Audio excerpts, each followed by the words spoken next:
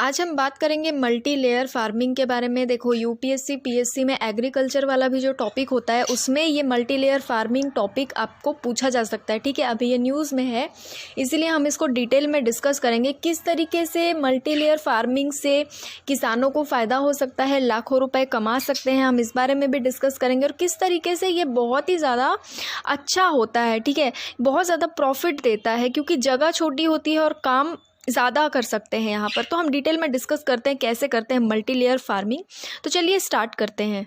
देखो multi layer farming में होता क्या है कि एक ही ज़मीन में, यानी कि कोई छोटी सी ज़मीन ले लो, 1-2 एकड़ की भी अगर आपके पास ज़मीन है या कोई प्लॉट है, तो वहाँ पर आप डिफरेंट तरीके के वेजिटेबल्स एक साथ उगा सकते हो। ठीक है ना, एक साथ कई तरह की सब्जियाँ या फ्रूट्स आप उगा सकते हो। ठीक है, इससे क्या होता है कि जिनके पास छोटी ज़मीन है, जो स्मॉल होल्डर्स हैं, उनको अलग अलग सीजनल वेजिटेबल्स उगाने का मौका मिलता है और हॉर्टिकल्चर क्रॉप्स जो होते हैं वो भी उगाने का, जैसे फल फूल वगैरह उगाने का पूरे साल भर मौका मिलता है। ठीक है, क्योंकि देखो कई जगह क्या होता है कि खेती जब की जाती है नॉर्मली तो एक खेत में एक ही फसल उगाते हैं कई बार। ठीक है, लेकिन इसमें आप क्या कर सकते हो कि एक ही जगह में कई सारी फसल एक साथ आप उगा सकते हो। इसको कहते हैं मल्टी लेयर फार्मिंग। इसमें कैसे उगाते हैं, देखो जैसे आपके पास छोटा सा खेत है, ठीक है, 1-2 एकड़ का खेत है मान लो आपके पास, या कोई प्लॉट है आपके पास छोटी सी। ठीक है, तो आप क्या करोगे, वहाँ पर अलग अलग तरीके की सब्जी कैसे उगाओगे।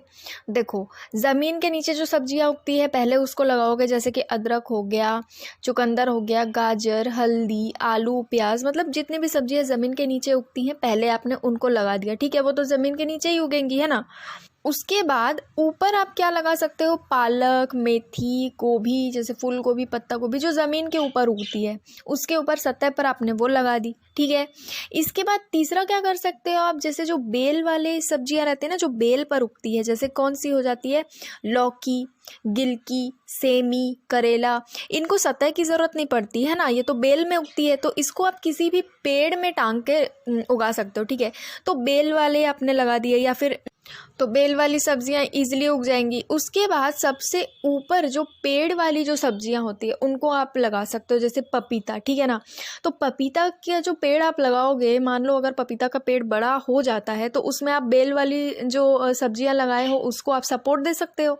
ठीक है, तो इससे क्या फ़ायदा होगा, एक ही छोटी सी जगह में आप कई सारी सब्जियां उगा सकते हो। ठीक है, ये सिर्फ कहने की बात नहीं है, ये एक इंसान ने करके भी दिखाया है। ठीक है, देखो ये है आकाश चौरसिया, ये मध्य प्रदेश के सागर डिस्ट्रिक्ट से हैं। ठीक है, इन्होंने मल्टी लेयर फार्मिंग करके लाखों रुपए कमाए। ये साल में 12 से 15 लाख रुपए कमा लेते हैं और छोटी सी जगह में ही फार्मिंग करते हैं। ठीक है, ऐसा नहीं कि बहुत बड़ी इनकी जगह है।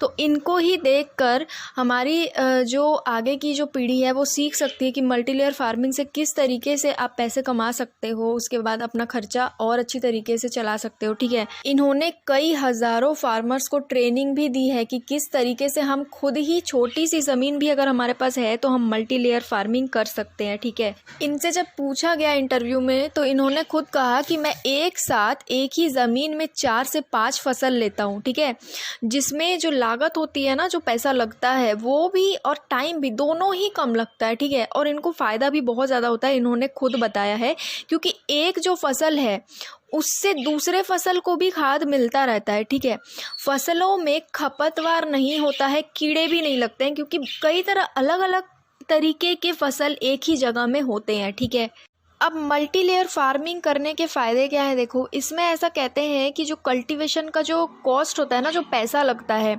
वो जो नॉर्मल कल्टीवेशन किया जाता है, मतलब मल्टी लेयर फार्मिंग के द्वारा नहीं, जो नॉर्मल फार्मिंग से जो कल्टीवेशन किया जाता है उसमें जो पैसा लगता है उससे 4 गुना कम पैसा मल्टी लेयर फार्मिंग में लगता है। ठीक है, मतलब सोचो कितना फ़ायदा है। आप अगर नॉर्मल फार्मिंग कर रहे हो, एक खेत में एक ही सब्जी लगा रहे हो, बहुत बड़ी जगह है, उसमें आपको जितना पैसा लगेगा उससे 4 गुना कम पैसा आपको मल्टी लेयर फार्मिंग में लगेगा और फ़ायदा उससे ज़्यादा होगा। ठीक है, अगर मल्टी लेयर फार्मिंग की जाती है तो नॉर्मल फार्मिंग से 8 गुना ज़्यादा फ़ायदा मिलता है। ठीक है, 1 एकड़ में ही 4 से 5 लाख रुपए की कमाई हो सकती है। ये प्रूव्ड है। ठीक है, ये कहने की बात नहीं है, ये प्रूव्ड है। अगर आप एग्ज़ाम में लिख रहे हो, मेंस में लिख रहे हो, तो आप बिल्कुल इन पॉइंट्स को लिख सकते हो। उसके बाद मेन बात क्या है, देखो वीड की ग्रोथ नहीं हो पाती। वीड क्या होता है, वीड जो होता है वो अनडिज़ायरेबल प्लांट होता है। ठीक है, मतलब कि किसी काम का नहीं होता है, ये किसी भी काम का नहीं होता है वीड। ठीक है ना, तो इसका जो ग्रोथ है ये होने लग जाता है कहाँ पर, जहाँ पर मान लो खेती हो रही है तो बीच में स्पेस है। ठीक है, बीच में जगह खाली है तो वहाँ पर वीड ग्रोथ हो जाता है, क्योंकि पानी पड़ता रहता है। ठीक है ना, तो वो वीड ग्रोथ होने लग जाता है। तो कहा जाता है कि मल्टी लेयर फार्मिंग में स्पेस कम रहता है, लैक ऑफ स्पेस रहता है। क्यों?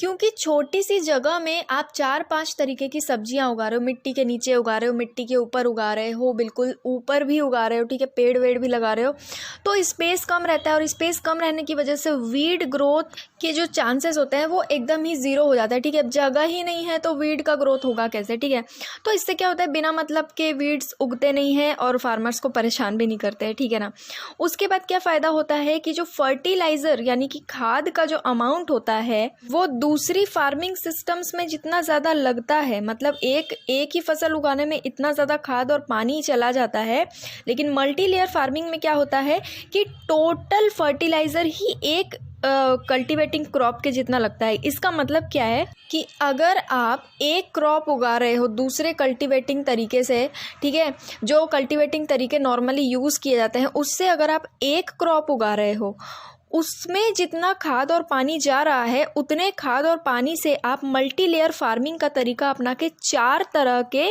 क्रॉप्स उगा सकते हो। मतलब कि एक क्रॉप उगाने में जितना पानी और खाद आपका जा रहा है उतने में आप 4-5 क्रॉप्स एक साथ उगा सकते हो। ठीक है, उतना ही फर्टिलाइज़र और पानी लगता है। ठीक है, तो ये होती है मल्टी लेयर फार्मिंग, और इसी तरीके से मल्टी लेयर फार्मिंग से बहुत ज़्यादा बेनिफिट हो सकता है। तो फार्मर्स को मल्टी लेयर फार्मिंग की तरफ झुकना चाहिए, ज़्यादा से ज़्यादा इसको यूज़ करना चाहिए। जिनके पास छोटे ज़मीन है उनको तो बहुत ज़्यादा फ़ायदा हो सकता है। ठीक है ना, तो यही था हमारा आज का टॉपिक। आई होप आपको डिटेल में समझ में आया होगा, लेकिन फिर भी अगर आपको कोई डाउट या कन्फ्यूजन हो तो आप मुझे कमेंट में पूछ सकते हैं। Thank you.